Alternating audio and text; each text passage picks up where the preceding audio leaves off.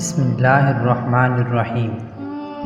چوتھائی آفیشیل کے معزز دوستو، السلام علیکم۔ آج کی ویڈیو غزوہ خیبر میں حضرت علی رضی اللہ تعالی عنہ کی بہادری کے بارے میں ہے۔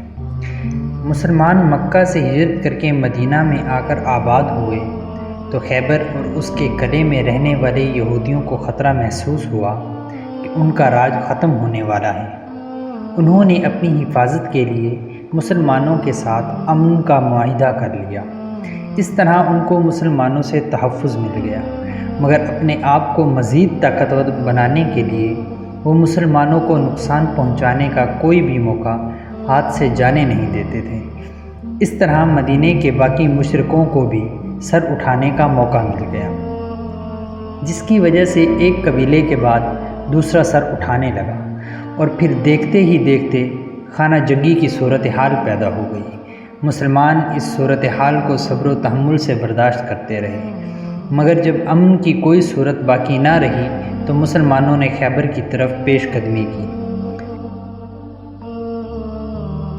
مسلمانوں کا لشکر 4 دن میں خیبر کے قریب پہنچ گیا۔ یہودیوں کو امید نہیں تھی کہ مسلمان ان کے مقابلے کے لیے نکل آئیں گے۔ جب انہوں نے صورتحال دیکھی تو بوکھلا گئے۔ انہوں نے اپنی فوجوں کو قلعہ بند کر لیا، مگر مسلمان ایک کے بعد دوسرا قلعہ فتح کرتے گئے۔ خیبر کے سب قلعوں میں سب سے زیادہ مستحکم اور مضبوط قلعہ قموس تھا۔ اس کو فتح کرنا آسان نہیں تھا، اکثر لوگ اس کا نام سن کر ہی کانپ جاتے تھے۔ مسلمانوں نے 20 روز تک اس کا محاصرہ کیا اور آخرکار اس کو بھی فتح کر لیا۔ اس قلعے کی سرداری مرہب کے ذمے تھی۔ اس کی بہادری اور شجاعت کا دور دور تک شہرہ تھا، اور اس کی شہرت کی وجہ سے بڑے بڑے جنگجو بھی اس کے مقابلے میں آنے کی ہمت نہیں کرتے تھے۔ مشہور تھا کہ وہ اکیلا 1000 لوگوں سے لڑ سکتا تھا، اور اگر جانور کی کھال پر کھڑا ہو جاتا تو 40 لوگ مل کر بھی وہ کھال کھینچ نہیں سکتے تھے۔ رسول اللہ صلی اللہ علیہ وآلہ وسلم نے قلعہ قموس کی فتح کے لیے کئی صحابہ بھیجے، مگر کسی کو بھی کامیابی حاصل نہ ہوئی۔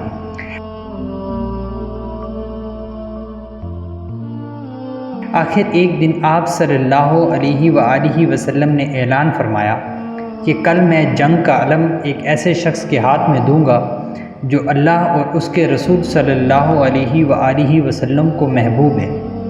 یہ ایک ایسا فخر تھا کہ جس کی تمنا ہر صحابی کے دل میں تھی۔ مگر اگلے دن آپ صلی اللہ علیہ وآلہ وسلم نے حضرت علی رضی اللہ تعالی عنہ کو یاد فرمایا تو پتہ چلا کہ آپ رضی اللہ تعالی عنہ کی آنکھوں میں تکلیف ہے۔ تو آپ صلی اللہ علیہ وآلہ وسلم نے حضرت علی رضی اللہ تعالی عنہ کی آنکھ مبارک پر اپنا لعاب دہن لگایا، جس سے آپ رضی اللہ تعالی عنہ کی آنکھوں کو فوراً شفا ہو گئی۔ حضرت علی رضی اللہ تعالی عنہ نے جنگ کا علم پکڑا اور خیبر کی طرف روانہ ہو گئے، اور فرمایا میں اس وقت تک لڑتا رہوں گا جب تک یہودی اسلام قبول نہ کر لیں۔ یہ سن کر آپ صلی اللہ علیہ وآلہ وسلم نے نرمی کا حکم فرمایا۔ جب حضرت علی رضی اللہ تعالی عنہ نے خیبر کا دروازہ جو کہ 40 گز اونچا تھا اس کو اکھاڑ کے 40 گز دور پھینکا تو آپ رضی اللہ تعالی عنہ کا مقابلہ کرنے کے لیے سب سے پہلے مرحب آیا اور بولا کہ جانتے ہو میں کون ہوں؟